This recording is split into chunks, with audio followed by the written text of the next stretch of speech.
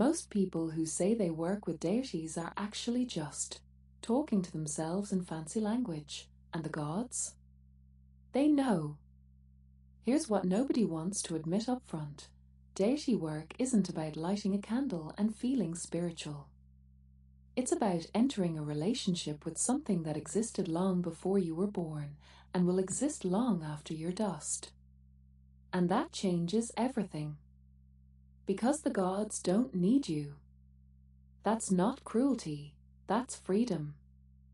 You're not doing them a favor by reaching out. You're not their therapist, their entertainment, or their project. They're complete without you, which means if they show up, it's because something real is happening. Not because you performed the ritual correctly. Most beginner mistakes come from approaching deities like a cosmic vending machine. Insert prayer, receive blessing. Light the right incense, say the right words, get the thing you want. That's not how this works. That's not how any of this works. You're going to feel like you're making it up at first. Every single person does. You'll light the candle, say the prayer, and think, am I just talking to the wall here? That's normal. The difference between imagination and contact isn't some lightning bolt moment. It's consistency. Pattern. Response. It's when the same symbol keeps showing up in your dreams. When you ask a question and the answer arrives 3 days later through a stranger's offhand comment. When you feel seen by something you can't see. Here's the thing nobody tells you. Don't pick a deity because they seem powerful or cool. I know ours looks incredible with all that war energy, and Lilith's whole vibe is magnetic, but that's not how this works. The gods you're actually drawn to? The ones whose stories make your chest tight, whose domains keep showing up in your life? Those are usually the ones whose lessons you need. Which means it won't always be comfortable. It means you're signing up for growth, and growth has teeth. Research isn't optional here. You don't show up to someone's house without knowing who lives there. Read the myths. Understand the domain. Know what they actually care about, not just the aesthetic version you saw on Instagram. Because here's a red flag worth noting. If a deity feels safe and easy from day one, you might be projecting. You might be talking to your own wishful thinking. Real deities have edges. They challenge you. They'll love you, sure, but they'll also hold up mirrors you didn't ask for. And some gods are louder than others. Some reach out first with dreams and signs you can't ignore. Others wait centuries for the right person, the right moment. Don't assume silence means rejection. Sometimes the gods who'll change your life are the ones watching quietly, waiting to see if you're serious. Here's the thing about first contact. You're not summoning anyone. You're asking for an audience. There's a difference. One assumes power you don't have. The other recognizes the reality of what's happening. You're approaching something older, stranger, and infinitely more vast than you. Humility isn't weakness here. It's intelligence. Offerings matter. Not because gods need your wine or honey or bread. They're not hungry. But because sacrifice, giving something that actually costs you something, is the oldest language of relationship we have. It says, I showed up. I gave attention. I made this moment matter. And listen, speak out loud. Write letters. Create something. Don't just think of them from your bed at 2 a.m. Gods respond to action, to devotion made physical. A lit candle means more than a good intention. Always has. The first sign isn't usually a lightning bolt.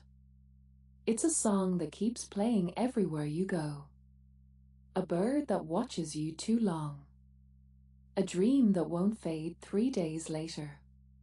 You're looking for pattern, not proof. Pattern is how the numinous speaks. One more thing, and it's crucial. Set a boundary early. Tell them what you're willing to give, what you're not ready for yet. Maybe you'll do weekly devotions, but you're not doing trance work. Maybe you'll wear their symbols, but your job stays separate. Gods respect clarity. They don't respect people who say yes to everything and mean nothing. Here's the part nobody tells you. The gods don't want your perfection. They want your attention, your effort, your willingness to be changed. That's it. That's the whole thing. Most deities are teachers first, which means sometimes the lesson is difficult. Sometimes it breaks you open in ways you didn't sign up for. That's not punishment. That's initiation.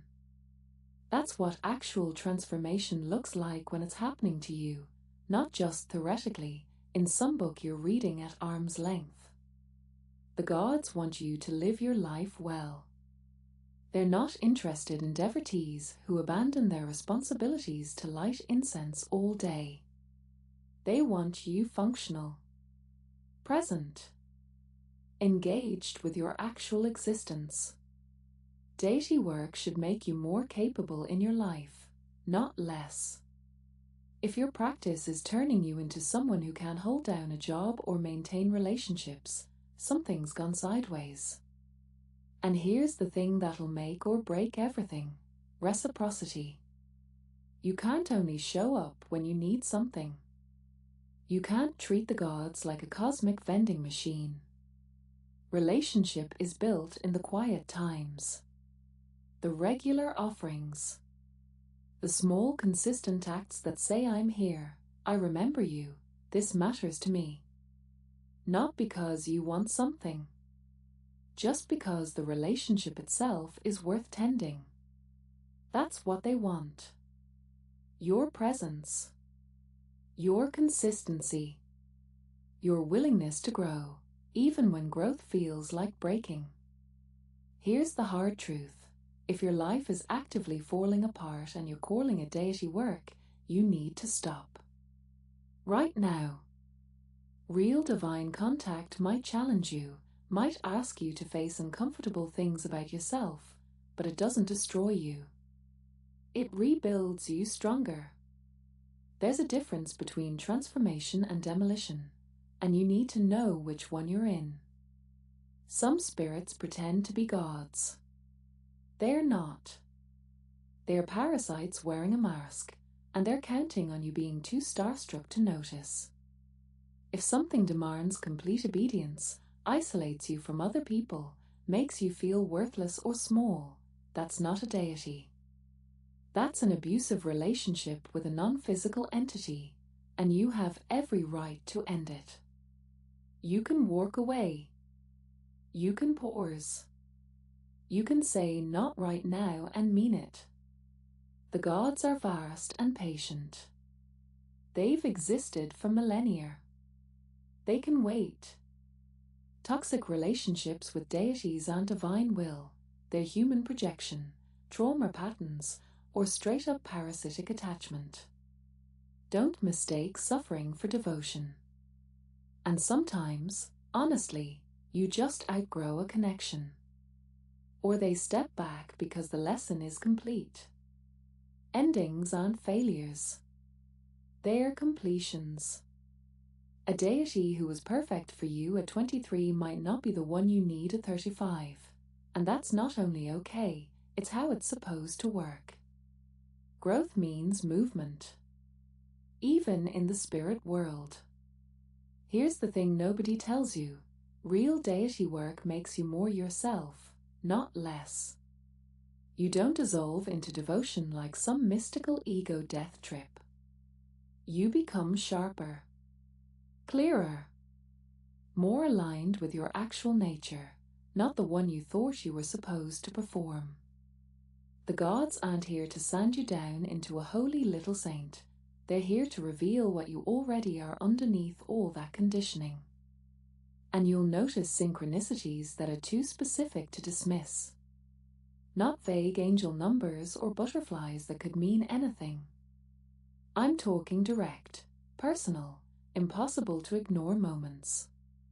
The song that plays exactly when you ask for confirmation. The stranger who says the exact phrase your deity whispered to you 3 days ago. The kind of thing that makes your skin prickle because you know, this isn't random. But it doesn't happen all at once. The relationship deepens slowly, like any real connection. It's built on years of showing up, not one ecstatic vision that changes everything. Some days it's boring. Some days you're going through the motions. And that's fine. That's how trust gets built. You'll feel seen in a way that human relationships can't quite touch. Not because humans aren't enough, they are. But because gods see across time, across lives, across the small self you think you are. They see the part of you that existed before this body and will exist after it. And they meet you there. When it's real, you'll know. Not because you're certain. Not because doubt disappears. But because you can't imagine your life without it anymore. It's woven in. It's home. The gods aren't waiting for you to be perfect. They're waiting for you to be brave enough to show up as you actually are, messy and honest and alive. Follow Blackfire Atelier. I'll see you in the shadows.